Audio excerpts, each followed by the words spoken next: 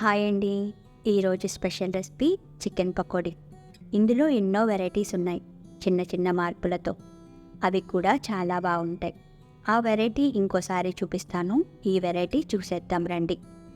ముందుగా స్టవ్ పైన కడాయిని పెట్టి వాష్ చేసిన 1/2 కేజీ బోన్లెస్ చికెన్ని వేసుకోండి. ఇందులో రుచికి సరిపడా ఉప్పు, 1/2 టీ స్పూన్ మిరియాల పొడి, 1/2 లీటర్ వాటర్ని వేసి చికెన్ని మెత్తగా ఉడికించండి.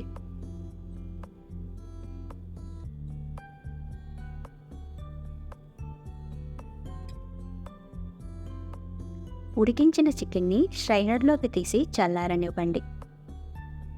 కొత్తగా మన ఛానల్ని ఎవరైనా చూస్తున్నట్లయితే ప్లీజ్ లైక్ చేయండి. మీ లైక్నైతే వృధా కానివ్వను. ఇప్పుడు ఈ చికెన్ని కాస్త మందంగా చీరుకోండి. బాగా సన్నని దారం పోగుల్లా చీరితే వేగాక అస్సలు కనిపించవు. మీకు కనుక క్రిస్పీగా కావాలనుకుంటే సన్నని దారం పోగుల్లానే చీరుకోండి.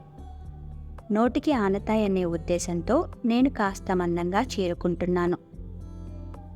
ఇందులో 1/2 టీ స్పూన్ పసుపు, రుచికి సరిపడా ఉప్పు, టేబుల్ స్పూన్కు పైగా కారం, టేబుల్ స్పూన్ ధనియాల పొడి, 1/2 టేబుల్ స్పూన్ జీలకర్ర పొడి, table spoon garam masala, 2 table స్పూన్లు అల్లం వెల్లుల్లి పేస్టు, కాస్త మందంగా చీరుకున్న 2 మీడియం సైజు ఉల్లిపాయ తరుగు, 6 పచ్చిమిర్చి సన్నని తరుగు, గుప్పెడు కరివేపాకు తరుగు వేసి మసాలాలు చికెన్కి బాగా పట్టించండి.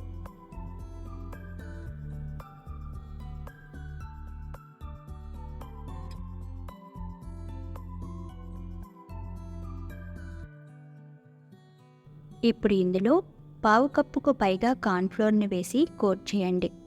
ఈ కార్న్ఫ్లోర్ తడి పొడిగా ఉండేటువంటి చికెన్ని పర్ఫెక్ట్గా పట్టుకుంటుంది. అసలు నీళ్లు వేయనే కూడదు. చూడండి, ఇలా ఉండాలి, తడి పొడిగా.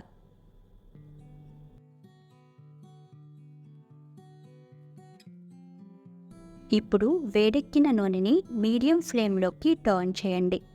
కోట్ చేసిన చికెన్ని కొద్ది కొద్దిగా వేసి వేయించండి. మొత్తం ఒకే కుప్పలా వేసేయకండి. మీడియం ఫ్లేమ్లో ఎర్రగా వేపుకోండి. పప్పన్నంలోకి నంచుకుని తినడానికి బాగుంటుంది.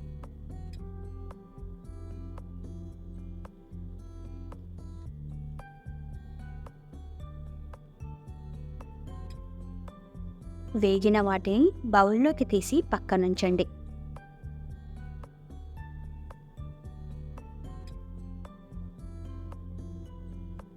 అదేవిధంగా రెండో బ్యాచ్ కూడా వేసి వేయించి తీసుకోండి. అంతే, సింపుల్ అండ్ సూపర్గా చేసుకుని చికెన్ పకోడీ తయారు. ఈ వీడియో మీకు నచ్చినట్లయితే లైక్ చేయండి, షేర్ చేయండి, సబ్స్క్రైబ్ చేయండి. Thank you.